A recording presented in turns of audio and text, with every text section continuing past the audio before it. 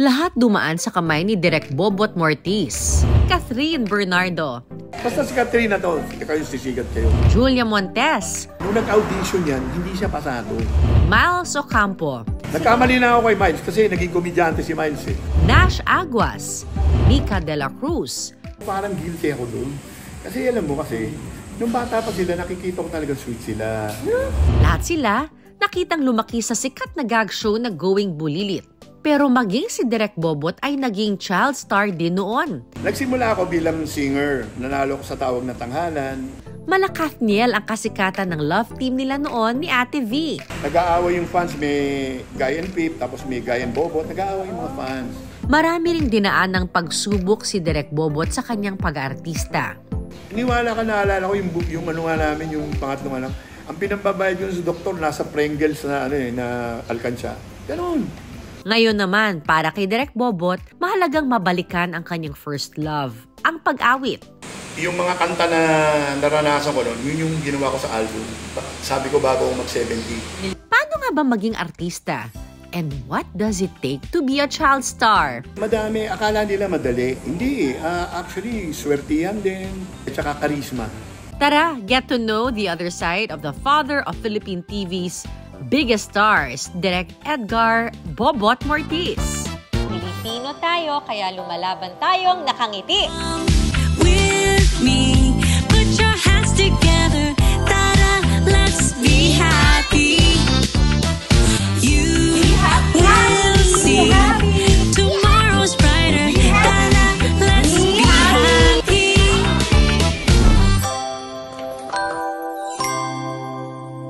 Going bulilit, going bulilit. Pupunta tayo sa tatay ng mga bulilit, ha? Dami-daming sikat na bulilit. Eh, ang tanong, sino ba yung nagpalaki sa kanila? Well, technically, sino bang nag-groom sa kanila? Kilalanin natin si Tatay Bobot Mortiz. Sino na ang mga susunod na Catherine Bernardo? Mga susunod na Miles? Mga susunod na Nash? Abangan na lang nila. Makikita nyo pag pinakilala namin. Sino ang susunod na Dagul? Si Baby Giant, kasama namin si Baby Giant. At saka si Dagul. Nandun pa rin naman si Dagul. Balikan natin yung career mo muna. Career ko Paano muna. kayo umabot at naging tatay ng mga bulit? Nagsimula ako bilang singer. Nanalo ko sa Tawag na Tanghalan. Bago ako nanalo, si Ate Guy ang champion ng Tawag na Tanghalan. So sabi sa akin ni Tony Santos Sr. that time, sabi niya, pagkatapos mo rito sa Tawag ng Tanghalan, ilalagay na kita sa show. Meron kaming show ng Oras ng Ligaya. Ipapartner kita kay Nora Honor. Tapos sabi ko, hindi pa pwedeng kasi lalaban pa ako sa Tawag. Sabi niya, ikaw, dito, ka na, may trabaho ka na, ikaw lalaban ka pa sa baka matalo ka pa, di ba? So after nung nag-champion ako ng Tawag, na ako, lumabas na kagad ako ng Oras ng Ligaya. Sumikat kami ni Ate Guy as love team, pero dumating si Tirso, naging triangle kami. Dito nagsimula yung mga yung mga fans. Kung nakita mo yung pila ng Going Bulilit sa Yes, audition. Sa audition, ganun din nung araw, nung panahon namin ni Guy Pip, ganun din kadami. Nag-aaway yung fans, may Guy and Pip, tapos may Guy and Bobot, nag-aaway yung mga fans. Yung mga sampagitan namin, lampas ulo, mga ganon. Tapos, ang nangyari, nagkainlaban silang dalawa. So, natanggal ako, naitsapwera na ako. So, Exit frame ka pa. exit frame ako. So ngayon, siyempre, balik ako sa kanta.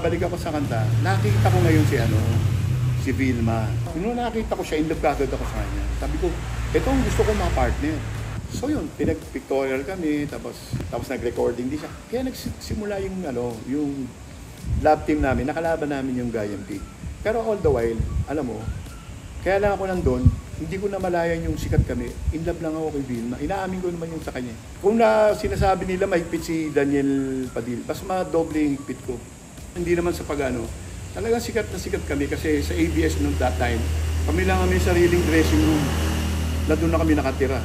Pero after nung Vilma, itong aking kwento ko, nung naghiwalay kami ni V, siyempre mas magaling si Vilma. Kasi si Vilma talaga, kaya ganyan inabot ni V, mahal na mahal niya yung karir niya talaga. Grabe. Kaya yun ang sinasabi niya, Bot, kaya hindi ka sumikat, suplado ka eh.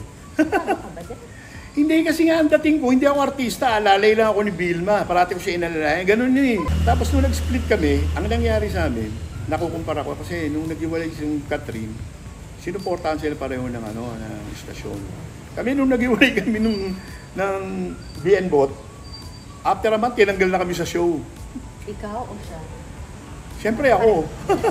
Naiwan na lang siya. Naiwan na lang siya, naging solo show niya yung So after nung wala na kami ni V, never na kami nagkita ni V. Kasi ngayon, dating ko doon, personal sa akin. Kasi totoo yun eh. Sa totoo yun. After Vilma, meron kaming show sa Channel 13, yung People. After a while, doon ko na-meet yung wife ko. Kasi si Ma'am Charo dati, PA din siya doon sa show namin. Sinama niya yung si Milet, kapatid niya yun eh. O doon ko siya nakita, parang gano'n. No. Tapos naging Bad Bananas na ako, parang gano'n.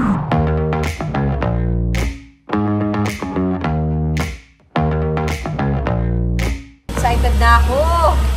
Wow! Nakikita ko lang to sa pelikula. Ang luwag-luwag! Ang luwang, Ito yung sa akin, 55 Chevy siya. Ang ganda, no? Sobra! As in, sobrang ganda. Umaandar pa to? Umaandar siya. Ah? Oo. Oh my gosh. Parang kulang na lang 50s music. Oh! It's alive! It's alive! Ayan ko na siya.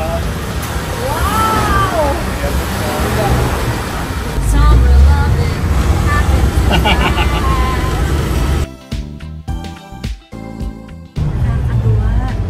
Nakaka-sentimental.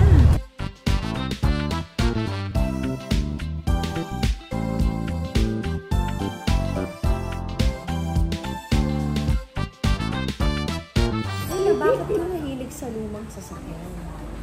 Hindi, ito actually, kaya ganito to, yung lolo ko, may ganito. Sentimental. Sentimental ako eh. O kaya yung mga kotse ko, akala nila, hobbies. Hindi, sentimental lang ako. Like yung unang kotse ko, nasa akin pa, yung mga ganun. Anong una yung kotse? Parang yung Mustang ko, nasa akin pa. Yung first car ko na, nasa akin pa. Anong Mustang po yan? 68 Boss na fastback. Na boss. Noong mga 19 Bad Bananas days, ito yung kotse ko. Ito mismo? Ito mismo. Okay. Minsan nagsushooting ako sa Subic, gamit ko siya. Pinagawa ko to kay sa shop ni Ninong Ran. Na-stock lang tong kotse na to. Pagkatapos, meron ako nakilala sa car show, pinagawa ko sa kanya to. Ang tagal, mga 3 years sa kanya to. So nung bumalik ako sa bahay niya, itong kotse ko, yung makina, talaga, kalat-kalat. Magtawag ko sa kanya kinabukasan, namatay siya. Oo, sabi ko, paano ko bubuuin ito ngayon? So ngayon nangyari, naghanap pala kami, parang yung mga tao niya na naiwan, pinilit buuin to. So anong nangyari, mali-mali. Ngayon, buti, meron akong kaibigan, naghahanap ako ng weather strip lang na sabi niya, meron akong kakilala taga San Pablo. Layo. Ang layo, meron siyang weather strip. Binigay yung number ni Wilson. Tinawagan ko, sabi ko, Wilson, si Edgar Mortis to. Balita ko, meron kang sabi niya. Sige, pag pasyal ako ng Manila, bibigay ko sa'yo. Naging kaibigan ko na siya. Hanggang nung pumunta ako dito, alam mo, sila ang bumuo nito. Sino makapagsasabi na sa sulok na ito ng San Pablo, may ganitong mga sasakyan na bumubuo ng mga magagandang sasakyan, mga luma? Naggagawa na kami nung makilala ko siya. Ngayon, sabi niya, baka naman pwedeng gawin mo yun sa amin. Sabi ko, direct hindi pa kami nagninegosyo ng paggagawa niyan. Pero since kaibigan na kita, sige, dalhin mo, gawin ko. Tapos itong nandito, kanina yan. Di, yan yung mga, actually yung mga bigay-bigay lang niya sa amin. Mga, kung basta na hindi na nila kayang i-restore, sabi nila sa akin, sige, bigay ko sa'yo yan, ikaw na lang ang bahala, buuin mo yan. Mahalin mo lang. Mahalin mo lang. Tapos may mga kondisyones pa nga. Sabi, huwag mong ibebenta yan ha. Kung gusto mong ibenta, ipaalam mo sa akin. Pero, pag naman ako'y nawala na, automatic yun na yan. Kasi binigay ko na sa iyo yung dokumento. Ito nga, ito yung pinakahuli na aming pinapatakbo. Actually, tumatakbo na, pero mga gauges na lang ang mga gagawin. Itong pinakamahal. Kulang na lang makikipagbarilan para kay Bonnie and Clyde ang Mahal to. Kasi hardtop siya eh. What do you mean? Mahal ang mga ganito. Two-door siya, pero yung wala siyang kolong.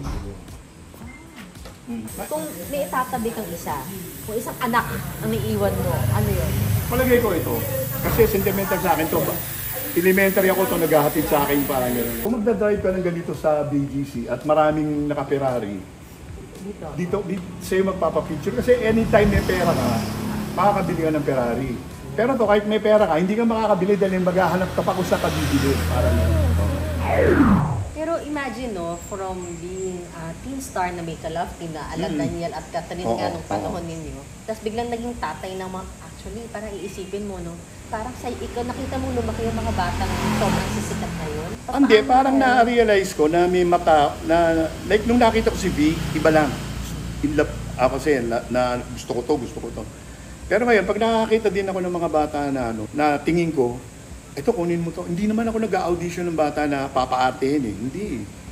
Pag nakita ko lang, ayun, kunin mo yun, gano'n. Bago ko nag-going bulilit, kung naaalala mo yung tropang trompo, doon ako nagsimulang mag-direct. Marami kami doon na naging talent, dadaan lang, gano'n. Alam mo kung sino yung mga yun? Aubrey Miles, Amanda Page, Joyce Jimenez, sila Leng Damiles, Ina Raimundo, Ana Capri, dumaan talaga sa amin. Tapos pinipili ko yan, ito. Sabi ko kung nag-manage ako nung araw, sigurado, na ako yun, mayaman na ako. After ng tropa, may ginawa din ako sa ABS, aside sa Bulilit, yung Let's Go. Ang sumikat doon, si Bang, si Alex, Joem Bascon, Matteo Budicelli. Kaya Alex ang pangalan niyan. Ako nagpangalan ng Alex Gonzaga dyan.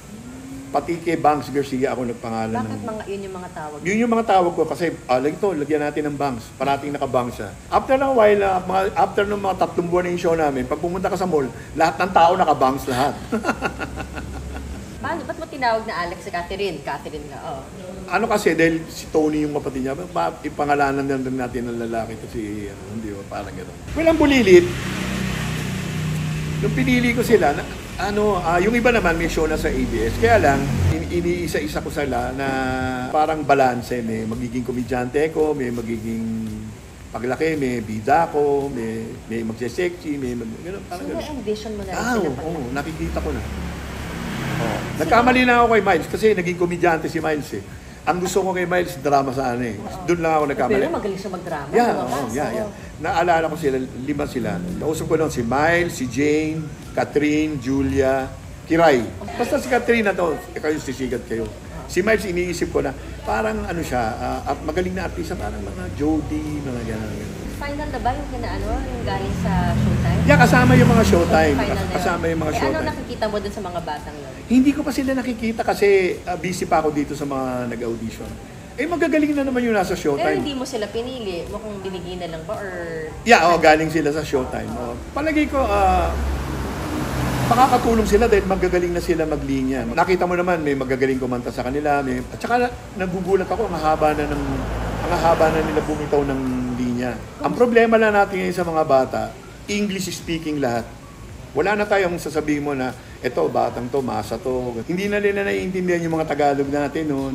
Iba yung mga bata. Tsaka parang alam na nila yung gusto nilang gawin. Parang may sarili na silang vlog, mga ganun eh. Yun, abangan nila, may mapapanood. Challenge ka rin. Oo. At natutuwa ako dahil, makakakuha tayo ng mga bagong bata na. Nakita mo naman yung pila, di ba? Ang dami, no? Bilang tatay ng Bulilit, ilang years yan, bale, kayong director? 14 years.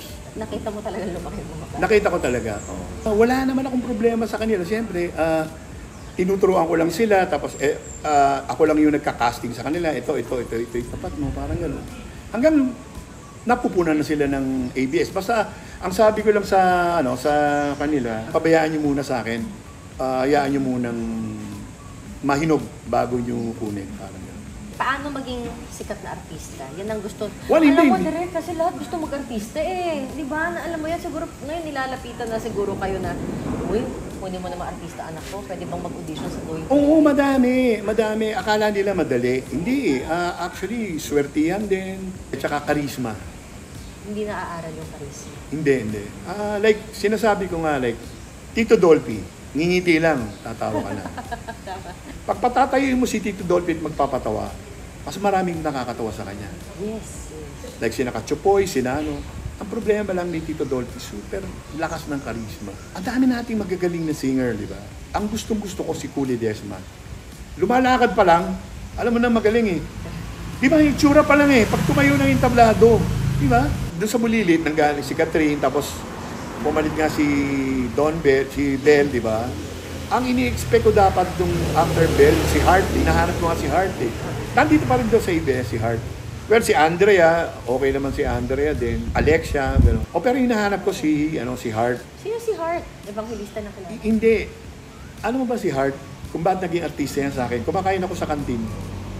Lumapit siya sa akin. Pamangkin po ako ni may-ari ng Barrio Fiesta, si Rod Umpauco. Talaga?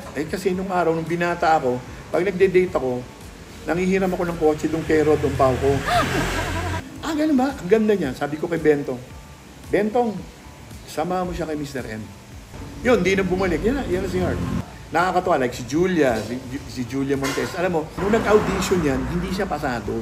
Inilagay ko siya pang 20. Sabi ko, Tita Edi, lagay natin siya. Bakit? Meron lang ako nakikita sa kanya. O sige na nga. Ang pangalan niya, gusto ko, Mara Montes. Para mahawig sa Montes. Kaya lang, ang una niyang ginawa, Mara Clara. Kaya pinalitan nila ng Julia ni Mr. M. Ngayon naman. Mm-hmm. Ano kayong klase ng tatay? Siguro napaka-cool kong tatay. Basta sa kanila, tinuturuan ko lang silang matuto kaya tumanggap ng failure. Kasi pag naranasan nyo yung failure, kayang-kaya nyo dali ng success. Marami tayong artista successful. Bakit sakit sila sa ulo? Bakit? Hindi nga nila alam dali yung success nila sa ulo, di ba? Marami tayong superstar, di ba? Maraming Nangyari sa amin yan. Nung pumutok yung Bad Bananas, nung lumipat kami sa ABS, ang taping namin mga 10 o'clock o 9 o'clock ang call namin. Alauna na wala pa kami. Doon ako natauhan, tinawag ako ni ang boss pa natin noon, si Jimmy Navarro, FMG nandun. Tinawag ako, sabi, ka, ba't late kayo? Number 1 yung show nyo eh. Di ba, baka mas maaga kayo, baka mas maganda pa. Bakit late kayo? Bakit? Sumula nun, ayun, medyo nagbago naman kami, nagbago na. May one time, meron kaming guest na artista. Direct, tumasi bakit? Ewan ko, late to, laki na ng ulo eh. Ano ba ang problema? Umuwi siya, darating daw siya dito eh. Tapos ganyan. Laki na ang ulo. Okay na, yan yun. Sabi nila, huwag na yan, alisin na. Ano ba naman kayo? Pag hindi pa sikat, sasabihin nyo, hindi ka pa sikat, laki-laki na ng ulo mo. Ngayon sikat na. Pwede na lumaki yung ulo. Huwag lang, di ba? Huwag lang sobra. Ang problema naman, hindi naman doon sa mga maliliit eh. Yung bida mo. Hindi ko maintindihan. Bakit? Di ba dapat? Ikaw ang pinakamahalang bayad, ikaw ang bakit ikaw ang problema sa set? Anong turo mo sa batang mga bulilit? Kaya gusto ko, gumagawa ko ng mga show, ayaw ko na may bida, ayaw ko na may superstar. Pag bata pa, makikinig sa'yo. Nag-fail ka ba ever sa buhay mo? Oo naman, marami. Nung sabihin mo nang nawala ka sa eksena ng yan. failure yun for you? Yeah. So, ma-barrel of nyo doon? Siyempre kasi actually masama loob ko pero dahil yung ugali ko, yung failure ko tsaka yung sakit, in-enjoy ko yun. Like siyempre, kakanta lang ako, in-enjoy ko. Marami akong mga naging artista sa Banana Sunday. One time, biglang nagngangawa. Bakit? Inispiritan ng boyfriend, tapos tatawanan ko niya. Teka, mamaya, enjoyin mo yan. Bakit? Iyak mo. Ang sarap umiyak. Iyak mo. Iyak mo siya. Damdamin mo, masakit, di ba? Kasi, bihira ma-in love. Ilang taon ka na? Ilang beses ka na in love? Like ako, 17, magsa-17 na ako. Ilan ang failure ko? 2, buong buhay ko. I-enjoyin ko na yun. Di ba? Talagang dinaramdam ko, dapat dadamdamin mo. Tapos after a while, wala na. Saka isang, hindi ako masyado namumroblema. Lalo na nung binata ako. Hindi ako namumroblema. Mabigat yung pinagdaanan ko, marami akong failure, marami akong... Sorry, sige, nawala si Ate V. Mm-hmm. Love team nyo. Technically, nalaos kayo? Or nagsapuera kayo? Hindi naman. Andun ka pa rin. Nawalan ka lang ng project. Kasi nga, iba yung love team namin. No? Siyempre, umalagwa na si V, di ba? Umalagwa na. Tapos yung pagkakonserbatibo mo sa kanya, yung bawal ang sexy, bawal ang Siyempre, di nag-split ka, di gagawin lahat yung ayaw mo, di ba? Tapos, tsaka yun, alam ko pa yung nangyayari na pinaghihiwalay na kami. Alam ko pa yun. Alam ko, pinaghihiwalay na kami ng mga producer namin, bubulungan sila. Ako, lip reader ako, tapos, ang lakas pa nung Tapos usap kami ni V, sige, wala tayong magagawa, ganyan talaga. So, tama pala umalis si Mika, no? Oo. Technically. Parang guilty ako doon. Kasi alam mo kasi, nung bata pa sila, nakikita ko talaga sweet sila. Okay naman sa akin, kaya lang, hindi ko natutukan yung, syempre, for the show ko yung love affair nila, hindi ko masyado natutukan. Kasi, tuwing may eksena ako, parating si Mika ang kontrabida kasi mistisa siya. Di ba yung mga dati, di ba sa soap ang parating kontrabida yung mistisa, di ba? Bakit gano'n? Oo. Kaya nung naggawa namin yung Love You, si Nash, Alexia, nagliligaw siya. Pero si Nash, kaibigan niya si Mika, pero parang ang dating, hindi pa namin na kikreate yung story, hindi pa kami maabot doon na parang itong girlfriend ko, pero mas natataranta ako dito sa best friend ko, parang gano'n. So one time, bigla na lang siya umayaw. Ayun yung sitwasyon, di ba? Parang gano'n. So nahihiya naman silang sabihin yung dahilan. Pero ako alam ko, sabihin mo kay Mika na ako sa amin ko siya. Like, ano. Kaya medyo pinanood ko, sabi ko, di ba ako dito? Kung nakikita mo yung mga picture nila, lalo na nung graduate si Nash, umiiyak si Nash, pinupunasan siya ni Mika ng ano, talaga, inaayos ni Mika, nakakatuwa. Madaming ganyan, hindi lang naman sa set nagkaka-develop. Anong payo mo sa mga kabataan? Well, pag na-inlove ka, enjoyin mo lang. Ako, napakaswerte ko dahil napakabait ng misis ko. Yung misis ko, nakilala ko yun na 16, 17, buntis na siya, 18, anak siya. 21, like 18 na siya. Apat na yung anak ko eh. Bilis naman nun. Sagana agad. Imagine mo yung buhay na binigay niya sa akin. 16 lang siya, 21, apat ang anak niya, wala siyang yaya, wala ako nun. Hanggang ngayon, nag-taste siya doon, Hindi siya nagsaselo sa mga ex. Nagsaselo siya pero hindi, alam naman niya na kahit na anong mangyari, hindi ko siya iiwan. Madami kang pinagdaanan. Madami. Kaso chill ka lang talaga.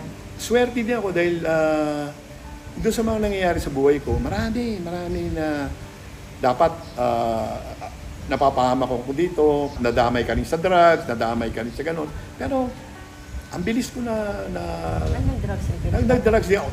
Yung grupo naman namin, di ba, na sa drugs. Pero at least na lusutan ko kaagad yun. Actually, nung nawalan ako ng career, isipin mo kumakanta ako sa Dewey Boulevard, gabi-gabi. Tsaka kaya yung misis ko, pinaligate na ng biyenan ko. Tuwing manganganak kami, wala akong pera. Iniwala ka, naalala ko yung ano nga namin, yung pangatlong anak.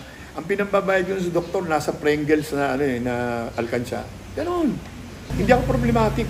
Wala akong magagawa. Ganito talaga eh. Sa akin, nag-work kasi wala naman ako nasasagasa ang tao.